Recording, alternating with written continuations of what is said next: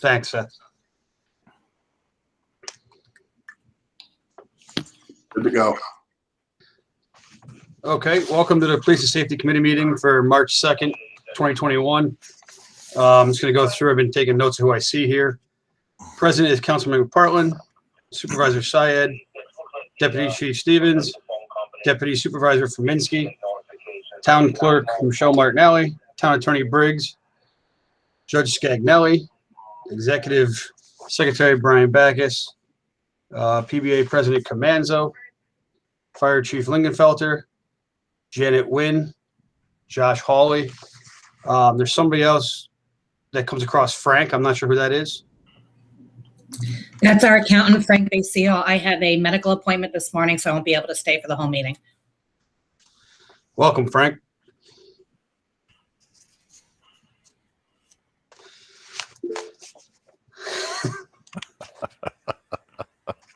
All right. Like I said, Chief Wall's on a week off. She's prepared the minutes here. I'll just read them as she has them written. Anybody has questions or comments, feel free to let me know. Operations. Mike, let's start with a motion to accept the minutes from the February meeting. So I'm going to That is an excellent idea. Let's do that. motion to accept the minutes from the February meeting. I will second. Bill, were you the first on that? Yes. Any opposed? Now we'll move on to operations. Chief reports that all department personnel have presently returned to duty and there are no current reported cases of COVID-19. By the end of this week, all members should have their second dose and be fully vaccinated. The chief reports the recommendations of the respective police reform and reinvention collaborative report we posted to the website today, March 2nd. The community will have the opportunity to comment on the contents of this report, and the comment period will run through March 9th, which is also the date of the public hearing, I believe. And lastly, for operations, as of yesterday, police officer Paul Daly was laterally transferred into the detective division. This fills the vacancy from the retirement of Detective Paul Hobson after 35 years of service, I believe. Mike, I want to go back to the collaborative, and Sure. Also, just so we want to include this in the minutes that the department, I guess, with Hisham Kafaga has put together an analysis of some of the data. I've spoken to the supervisor, and she's working with the legal department to allow him to possibly give a presentation to the board of this report that he has compiled. Okay. Okay. So I can definitely add that. Yep. Put that in operations in our meeting here this morning. Is there any sort of time frame of when that would occur, or no? Yasmin, I don't know if you have any information on that or not. I'd like to get that meeting scheduled sometime this week. Oh, okay. Yeah, I can add that. No problem. Fleet equipment. We did receive the mini bid results. I'd like to thank Janet for her help on that. Once again, Metro Ford won for 2 patrol cars, what we'll be purchasing this year.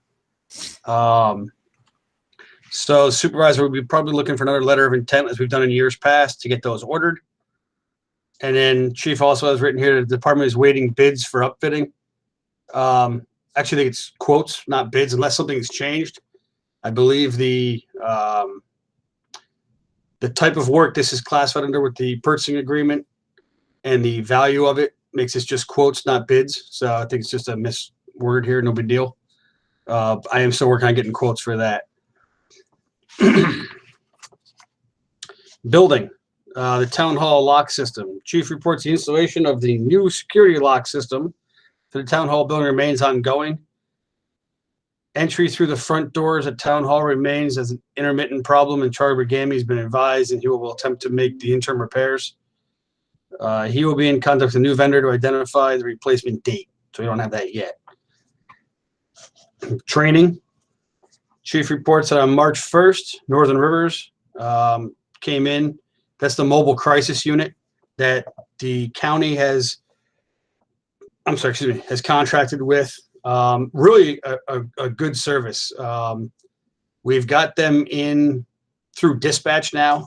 So when an emotionally disturbed person may call, a suicidal subject, so on and so forth, there's a series of questions that the dispatchers will answer or will ask, and depending on those answers, they may be able to divert that call away from emergency services response to Northern Rivers, which has clinicians on staff and may be able to respond to a scene and actually keep emergency services freed up.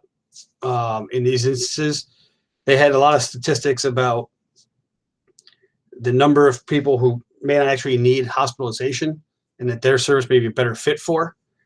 So far, I believe they've reported about 10% of the calls received by the county for these type of calls have been diverted to Northern Rivers.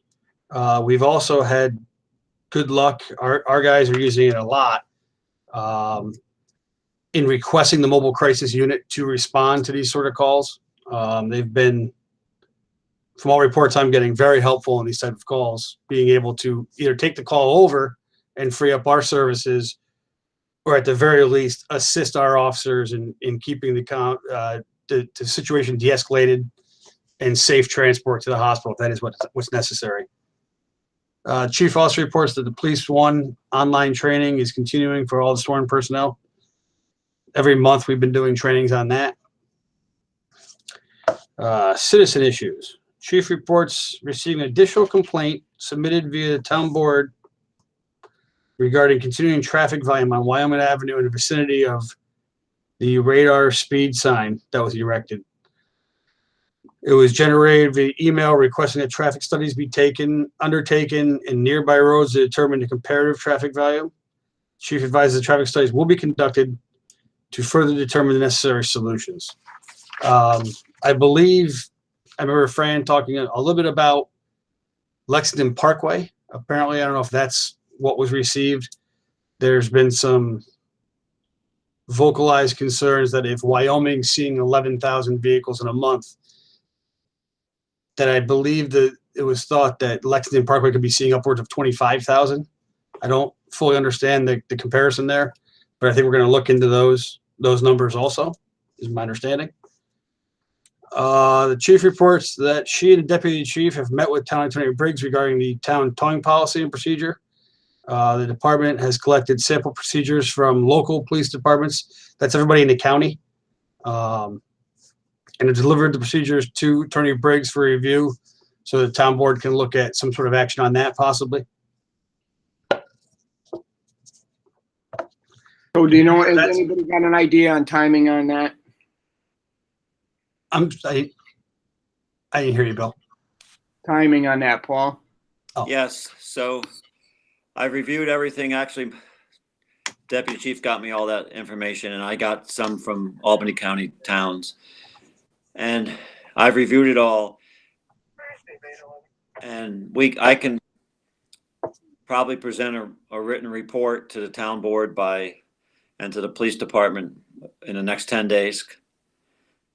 We really need to decide how they're all pretty uniform. They're pretty, interestingly, Schenectady takes a cut of every tow. They get, but if a tow's 150, they get $30 of that. But no other municipality does that. Yeah, I don't know if that's, I don't know if that's, I've never seen that before, that's sort of like a kickback. I shouldn't say that word. Yeah, it's probably the wrong terminology. Right. No, I think that people, it's expensive enough. I'm sure it's legal, but so we have to determine the scope of the agreement, which is pretty straightforward, but really then we've got to look at the fee structure.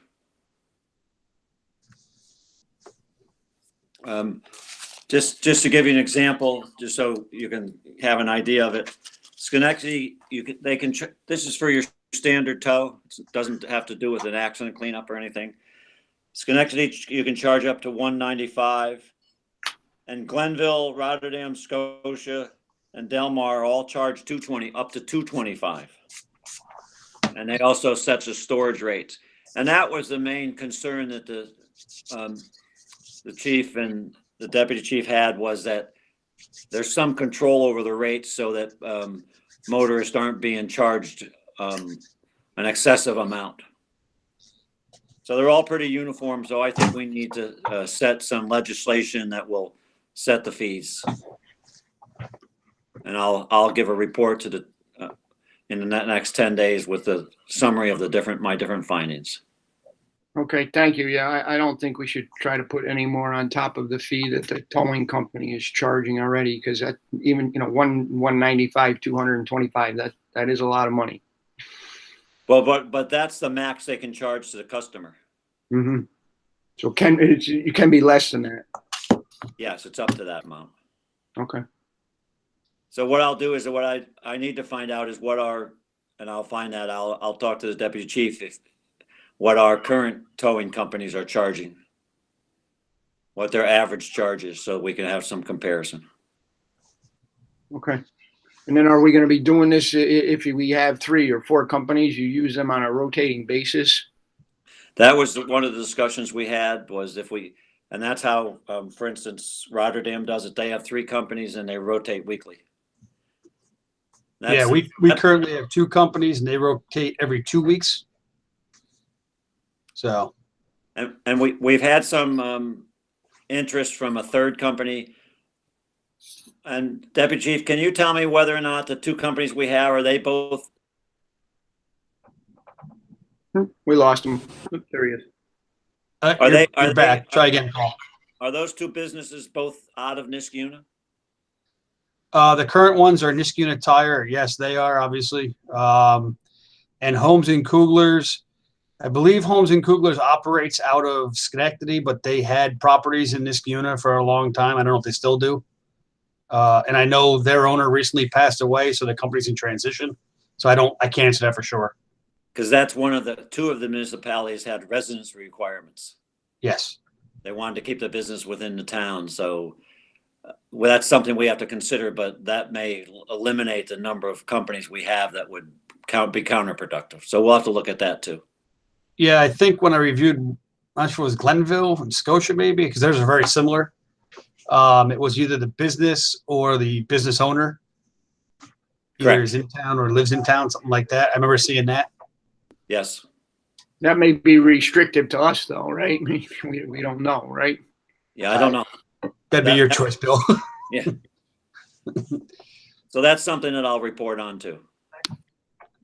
Okay. Anything else on that? No. We good, Bill? Yep, good go. Yep. All right. Community events, chief reports. The department will be voluntarily joining the Niskuna Fire District 1 to conduct a St. Patrick's Day corned beef dinner event to benefit Niski Now, which is a charity to provide nutrition on weekends to needy citizens. Chief Lingenfelter, I'm learning about this now. I don't know if you have any more information on that. No, it's just it's a drive-through corned beef dinner. You buy the tickets ahead of time. You drive through on the 17th. It's between 4:30 and 7:30, and you pick up your dinner and take it on your merry way. I'm not sure what the police department's involvement is. They may be helping out just with traffic, or maybe just pushing out information for us. But it's our PFA is actually the group organizing it. Okay.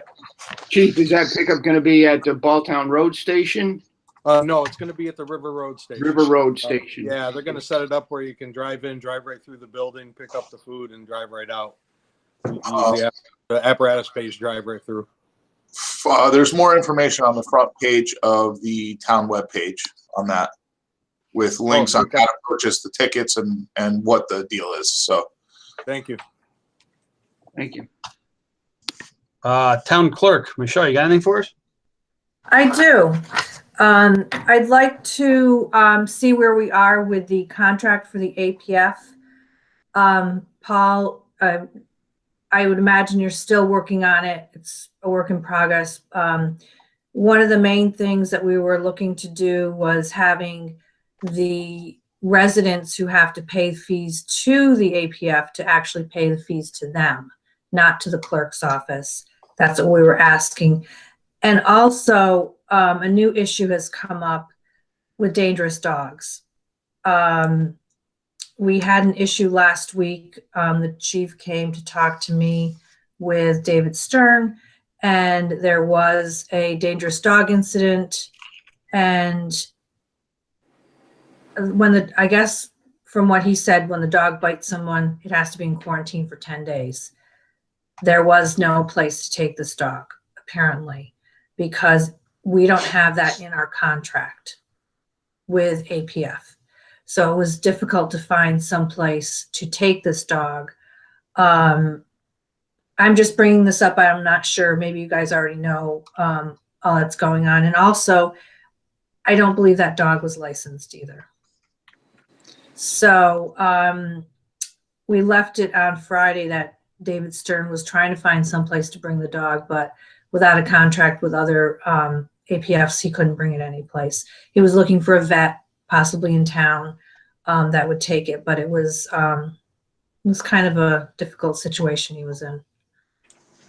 And I don't know the outcome. I haven't talked to Fran or Dave about this yet, this week. I can speak to that. Oh, good. Thank you. So historically, the animal shelter has taken all of our dogs, whether they were, for years we've been seizing dogs and the only reason we normally seize them is because there's been an initial finding by one of our judges that the dog potentially is dangerous, and we seize it, and it's seized until the hearing takes place, the dangerous dog hearing. In the past about year, even though our contracts for the shelter to take dogs, they've decided they no longer will take dogs that are labeled under this category dangerous. We used to have a vet that would take them. He won't take them anymore. So it is a significant problem. In fact, Dave Stern is signing a dangerous dog complaint yesterday or today that's going to be submitted to the court and ask that the dog be seized. But the problem is we don't have any place to take the dog. Where does he take it? We don't know. That's the problem. So, but the dog has to be seized. Well, that's not my call. I've recommended that the dog should be seized. So it's a big problem, So I just wanted to bring that up. I don't know what we're going to do about it. Yeah, I suspect that I can understand the concern of any shelter or vet. They don't want a dog that's been declared dangerous that's attacked someone. They don't want to have that responsibility for their staff caring for such a dog. So I don't know what the answer is. I was going to, when that one came up yesterday, I was going to call over at Schenectady Corp Council and see what they're doing, because they certainly have a bigger issue with that than the town does, because I've been involved in some of those with the city. So was going to be one of my calls this morning to see what Schenectady's doing. Yeah, I think, and from what I heard from what David said, was it's a second event with this dog. So it's a definite issue, but hopefully we can resolve this. Well, we Thank can't be you, the Paul. only municipality with this sort of issue, right? I guess, are they allowing the owners to quarantine themselves, the dog itself, or they found other sources to take these types of dogs? Interesting. On Friday, Friday, David said that the owner was quarantining the dog, but that doesn't sound so safe either, if it already bit both of them. Right. In this case, the dog bit the owner's son. And the owner back in November. Yes. Well, they're disputing who owns the dog now. Oh, I didn't know that. Okay. Oh, But dear. it's a problem. So we've got to resolve it immediately, which I'm working on. Thank you. Thank you.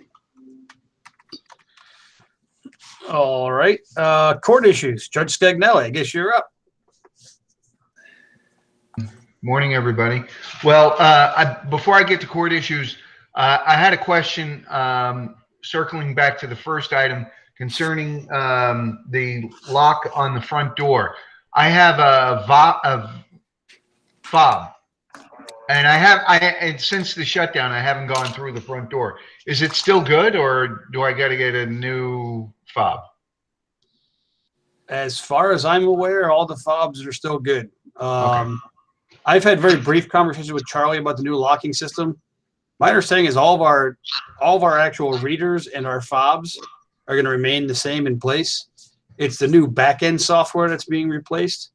And I may have that wrong, but that was my understanding of it. So I'm not aware of any issues with the front door. I haven't been told of any, so I don't know. The issue is. So I can speak to that. ahead. There's an issue with the fobs work fine, but the issue is with the lock. Sometimes when you enter or exit the main doors, the lock doesn't connect, so it stays open. And we've had a lot of residents and people coming through the front doors that aren't supposed to, and they show up at our counter at the court, and so that's an issue. It doesn't catch properly. So that's why we had asked that everyone at town hall be very aware of when you're leaving, make sure it's locked. Okay. Other than that, going to court issues, we're very anxious to see that the court opens back up. The cases are piling up. We're trying, and it's very difficult, to try to dispose of some cases virtually, and it takes a lot of moving parts. Obviously, the assistant district attorney and the public defender, they have access to a Teams conference. Not so much with the particular defendant, although those defendants that are represented by the public defender's office can access Teams through the public defender's office. Very cumbersome. We also are coming up upon the lifting of the moratorium on evictions.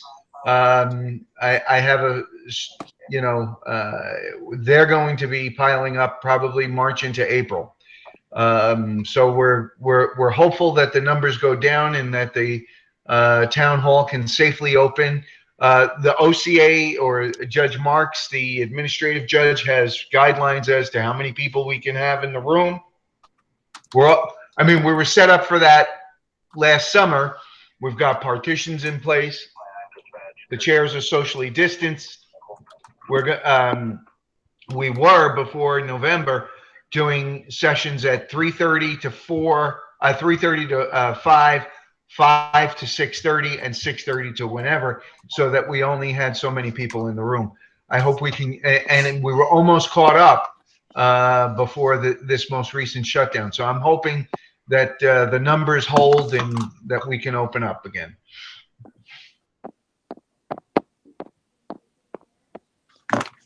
Okay, great. Fire departments, chief.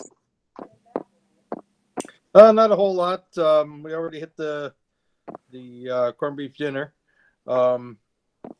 Just kind of back to community events. You guys are probably aware of the Niskaday committee is still looking at doing something one of 2 Saturdays in August. They haven't really nailed down a date, like an abbreviated Niskaday. I don't know if you or Fran have been in on the meetings or not. They've been through meetings as well. But they're looking to do something like late afternoon up to fireworks time. No rides, just food, music. And they're also talking about multiple parades in the morning. I'm not sure about the logistics of that one. I think that's still kind of up in the air, but just so people are aware of that. And the gas tank, the town's gas tank down at our River Road station is getting closer. Actually meeting with Josh and the contractor to hopefully work out the IT stuff on Wednesday. But other than that, that's pretty much all. Things are going pretty good up here. Great. I don't see anybody from the school district. So personnel. Chief reports, Executive Secretary Andrew Hamilton, as we all know, retired back in technically January. She's been out since the end of December. That seat remains vacant. The department has developed a temporary service solution with part-time assistance from Nancy, the controller's office. However, the chief continues to advise the pressing need to hire a full-time executive secretary replacement for this vacated position.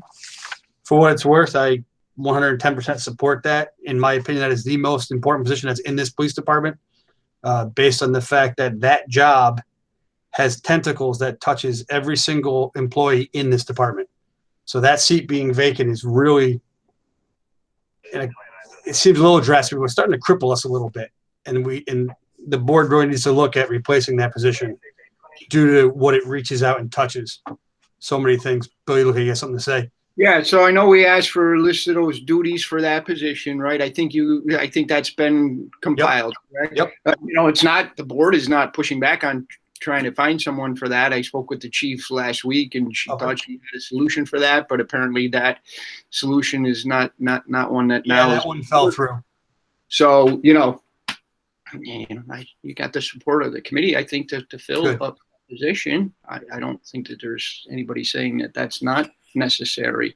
Again, just want to know what the duties are so that if the job needs to get posted, it can get posted properly and whatever needs to take place. Yeah, and my understanding is it's executive secretary too, which Janet, I believe you're still on the call. That's a civil service position, I think. Do we know if there's a test even is there a list out there for that? There is not a list, and it is a tested position. Okay. And you don't have to fill it an executive secretary too. It would be our recommendation to fill it as an executive secretary and leave room for upward mobility. Oh, okay. I mean, why would you start somebody at the top necessarily? Sure. But, I can reach out to civil service. Right now, they're in the water and sewer phase. The chief's exam is coming up. The water and sewer phase is rolling out. They haven't started any of the clerical or accounting series yet. They usually come April or May. Okay. Janet, if they found someone, would they be able to hire someone temporarily to fill that until the test position, or how would that work?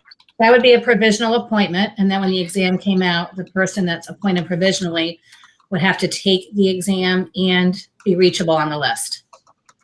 And I just want to remind everybody that we've had a lot of appointments lately that are outside of town. And if that's something that you do, I need to get writing. We need to get permission of the Civil Service Commission before we do that. So that's just something to keep in mind as you're considering candidates, because they only meet once a month. And then I have to write them a letter and ask them to waive the Niskayuna residency preference, which the town board established by law or code some time ago. So it is a little bit of a lengthy process because they do only meet that once a month. I can certainly send you over several clerical titles if you all want to review them and decide, which direction you want to go. Then we reach out and see if there's a list for any particular of those titles that you want, and then we can go from there. If there's not a list, you put anybody in provisionally.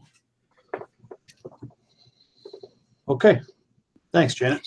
You're welcome. Thank you. There was one additional thing that we realized yesterday when Fred and I were looking at this agenda, and that is we're going to need a resolution for the yearly DWI contract, the Stop WI program. It's the yearly contract that comes out, so the supervisor can sign it, and it will allow us to accept the grant money for the program, which is always enforcement money for DWI program.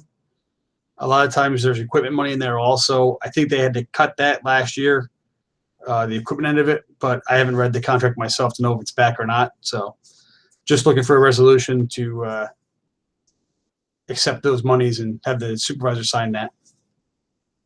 Okay. So we just got to get that information to Elena. Okay.